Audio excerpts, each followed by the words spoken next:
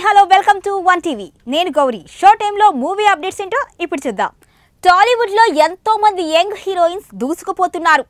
వరుసగా ఆఫర్స్ అందుకుంటూ రాణిస్తూ ఉన్నారు. వారిలో రితికా నాయక్ ఒకరు.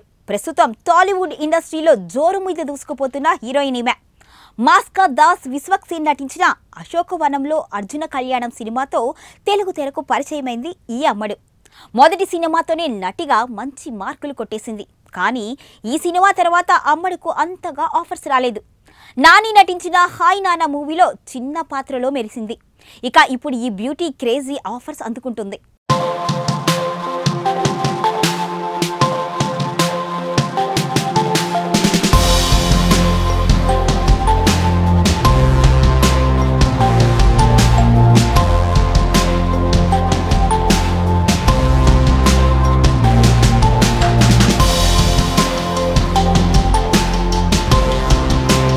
మిరాయ్ చిత్రంలో మంచు మనోజ్ ప్రతినాయకుడుగా కనిపిస్తున్నాడు.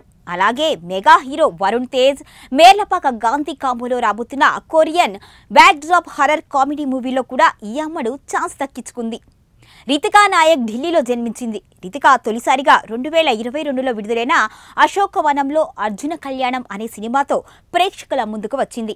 మిరాయ్ సినిమాలో తేజ సెజ్జా హీరోగా నటిస్తున్నాడు.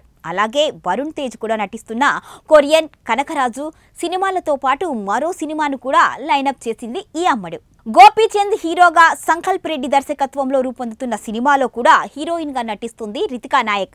ఇలా వరుస ప్రాజెక్టులతో ఈ చిన్నది దూసుకుపోతుంది. రితికా నాయక్ తన అందం, నటన నైపుణ్యంతో తెలుగు సినీ అభిమానులను ఆకట్టుకుంటూ వస్తోంది. అలాగే సోషల్ మీడియాలో కూడా క్రేజీ ఫోటోలతో అభిమానులను ఆకట్టుకుంటుంది. ఈ అమ్మడి ఫోటోలు నెటిజన్లను క్రేజీ కామెంట్స్ చేస్తున్నారు.